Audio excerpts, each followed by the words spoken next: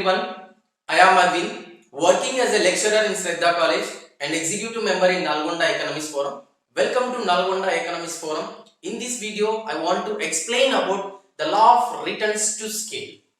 In the last class, we understood what is law of variable proportion theory. Law of variable proportion theory based on short run, right? So these are all comes under the production analysis. In the production analysis chapter, we already understood what is production. Production means the creation of utilities to satisfy the wants of the consumer, right? Creation of utilities to satisfy the wants of this consumer, that is what production, right? So production, which we can another definition, inputs changing into the outputs, that is what production, right? So production which is based on different factors, the factors which are land, labor, capital, entrepreneur, right? So land, labor, capital, entrepreneur, these are all factors of inputs, right? These are all inputs will change in the output, that is what production. So production is based on four time frames, which is short run, very short run, long run, and very long run. That is what we already understood in the last class.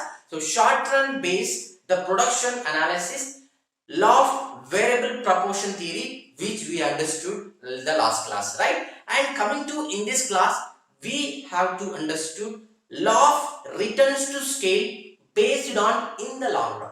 In the long run, what is law of returns to scale? Let us try to understand what is law of returns to scale, right? So in the long run, all the factors, land, labor, capital, except entrepreneur, all factors will change same proportion, right? All factors will change in same proportion. That is what law of returns to scale. So the law of returns to scale are three types: increasing returns to scale, decreasing returns to scale, and constant returns to scale, right? Increasing returns to scale, constant returns to scale, and decreasing returns to scale. These are three types of law of returns to scale we have to understood in this class. So let us understand very clear with the help of short definition law of returns to scale, and the help of assumptions we'll try to understand in a deeper manner law of returns to scale. So the law of returns to scale is based on in the long run.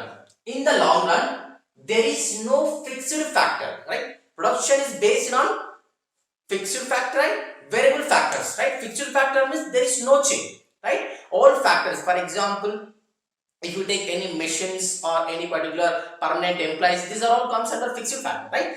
Fixed factors and variable factors, right? So in the law of variable proportion, only labor is a variable factor, remaining all factors will be constant. That is what law of variable proportion theory, which we had understood in the last class, right? So here there is no fixed factor. There is no fixed factor in the law of returns to scale. All factors are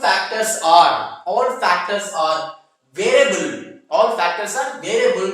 The laws of returns to scale explain the relationship between inputs and output. The relationship between output and the scale of inputs. Whatever the scale of inputs which we are using while production process, right? The relationship between output and the scale of inputs in the long run, when all the inputs are increased in the same proportion means that first and second and third, every time period we have increase in same proportion, labor, capital, so same proportion if we increase, that is what the law of returns to scale. So the law of returns to scale based on or following some assumptions here. All inputs except to entrepreneurship,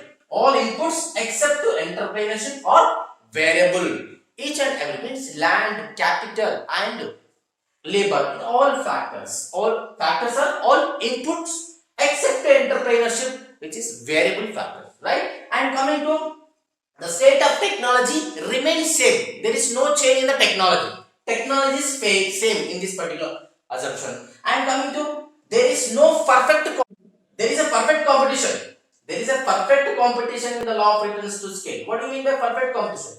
Perfect competition means that there is a same goods has to produce and the price of goods will be same. That is what, there is a perfect competition in the market. That particular time the law of returns to scale will be applicable, right? Law of returns to scale applicable to the perfect competition. And coming to production measured in physical quintals or physical units, in terms of kgs, in terms of liters. Likewise, the production measured in physical quintals or units. That is what here fourth major assumption in the law of returns to scale. And coming to a worker works, a worker's work with a given tools and implements. Whatever the tools, whatever the raw materials, whatever the machines which they are having, that particular tools and machines they will use and they will try to produce the goods and services. That is what a worker works with given tool and implemented, right? Whatever the implements which are they are given, that is what the production process, the production function will be coming. So that is what assumptions in the law of returns to scale we have to understood. Law of returns to scale are three phases. Those are increasing returns to scale, constant returns to scale, and decreasing returns to scale, right? So what is increasing returns to scale? Means that in this case, in the increasing returns, in this case, if all inputs means land, capital and labor, all inputs except entrepreneur, all inputs in this case, if all inputs are increased by 1%, all inputs are increased by 1%, output increase by more than 1%, output increase by more than 1%. That is what increasing returns to scale, right? And coming to why the increasing returns to scale, just because of form initially the economies of scale, internal economies plus external economies. Internal economies plus external economies will be positive, right? So when internal economies and external economies, the economies of scale are positive, or if it is the cost of production will be increases, while economies of scale, in the time of economies of scale, internal economies and external economies, the cost of the production will reduces. The cost of production will reduce and the production would be increases, right? Internal economies and external economies. So what economies of scale, in that time the cost of production will reduce and production will increases. That is what. So in the initial, in the time of while increasing, all inputs are increased by 1%, that the output will increase more than 1%. That is what increasing returns to scale. In this case here, the economies of scale, the cost of production is very less and the production will increases. So here the utilization, the resources are utilized in better. Resources utilized in better manner. All inputs are used in as a whole. All inputs are used as a whole. Right? That is the reason why here increasing returns.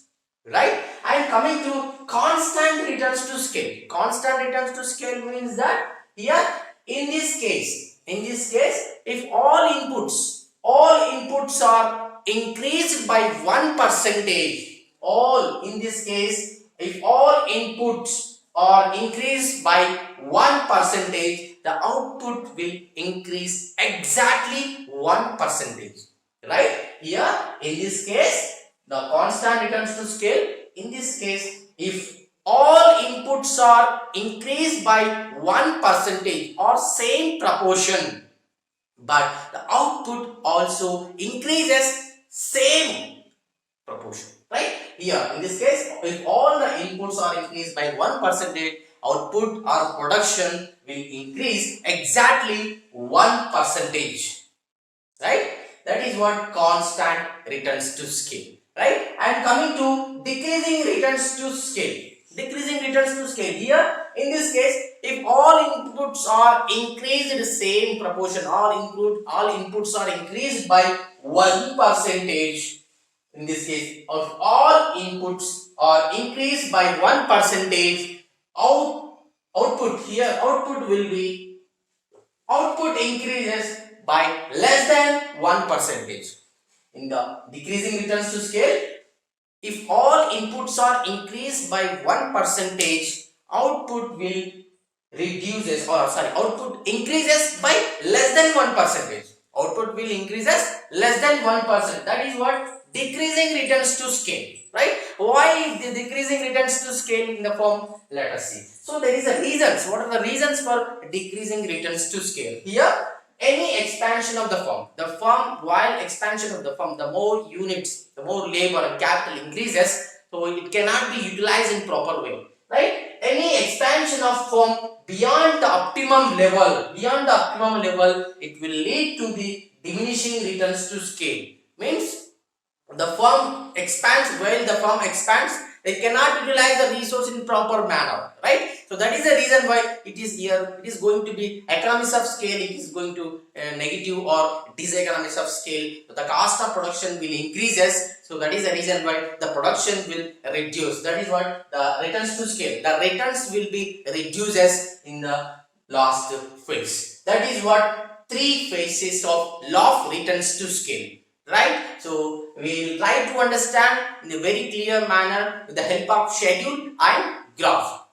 Schedule and graph, we will try to understand law of returns to scale, right? Here in the first column we have taken inputs, second column total returns, and third column marginal returns, right? So here, what is law of returns to scale? Same proportion. The same proportion, or all inputs will change in same proportion, or all inputs are changed by 1%, and output will change. In the increasing returns, it will change more than 1%, and constant returns it will be exactly 1%, and decreasing returns it will be less than 1%. That is what we had seen in the last slide. And coming to here, first column we understood inputs. We had taken inputs one capital. Here we have to take capital and labor. Inputs here capital and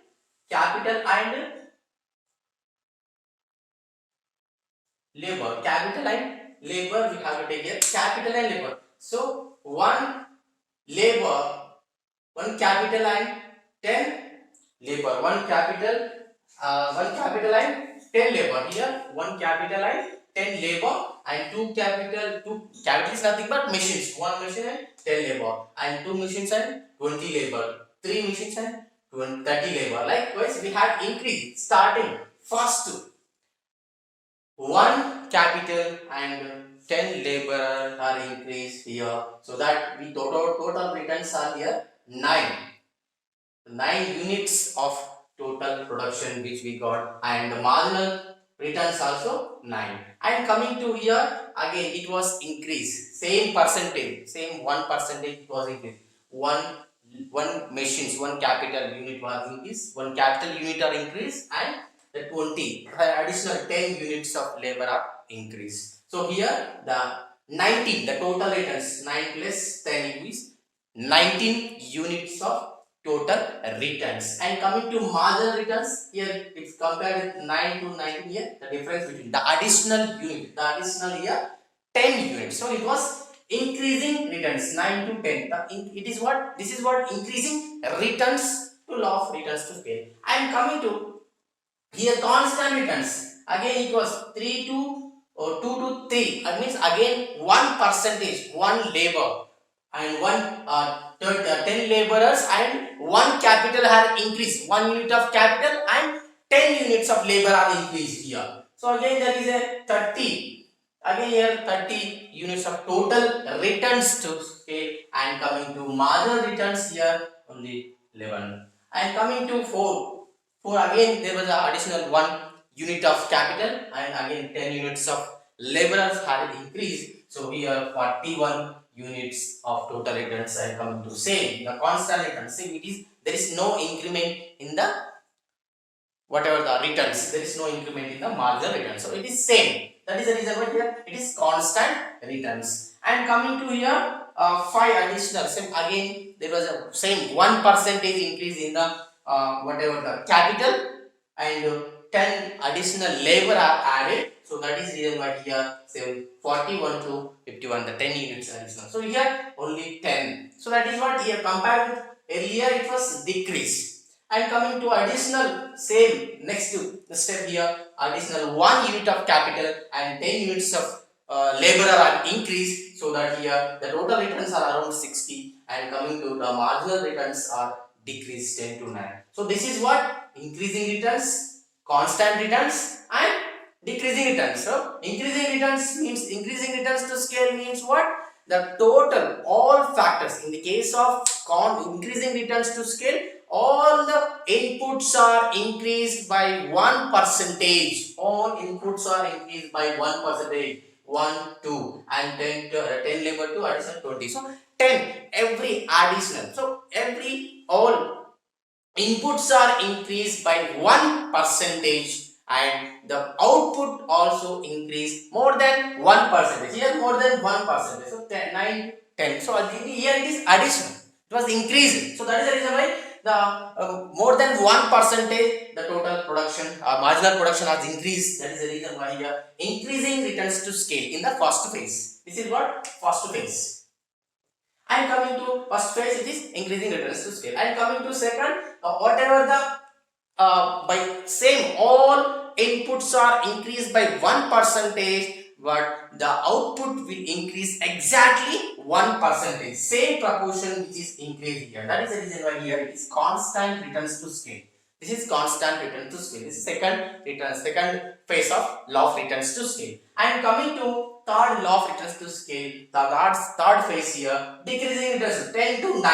So the marginal, the additional returns, the marginal return. So the percentage, all the inputs are increased by same percentage, same 1%, but the output is increased less than 1%, less than 1%. That is the reason why 10 to 9. So this is the reason why here third stage. This is what third phase, decreasing returns to scale, increasing returns to scale, constant returns to scale, and decreasing returns to scale. Already we understood the increasing returns to scale just because of initially the firm will utilize the old factors in better way. The resources or all inputs will utilize in better way, and economies of scale will be positive. So the cost of production will reduce, the production will be increases. That is the reason why initially the increasing returns to scale. And coming to later, it is constant returns, decreasing returns. Decreasing returns reasons is that just because of the firm size expands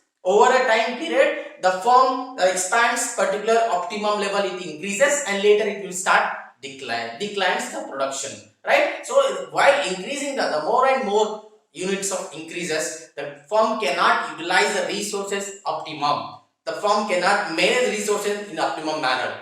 The management will not utilize the resources in optimum manner. That is the reason why it is decreasing returns in the third phase, right? That is what three phases of law of returns to scale. We'll try to understand in very clear with the help of diagram. Right here on OX axis scale of production, and OY axis will take marginal returns, right? So here 9 to 10 increasing returns. That is A to B, it is increasing returns, and B to C, it is constant returns, same. That is 11 and 11. So that is the reason why here constant returns, and C to D, it is decreasing 10 to 9. The marginal returns are decreased 10 to 9. That is the reason why here it is decreasing returns. A to B increasing returns, and B to C constant returns, and C to D decreasing returns. This is what law of returns to scale. I hope you all clear. So if you have any doubt, please make comment on comment section. Thank you for watching.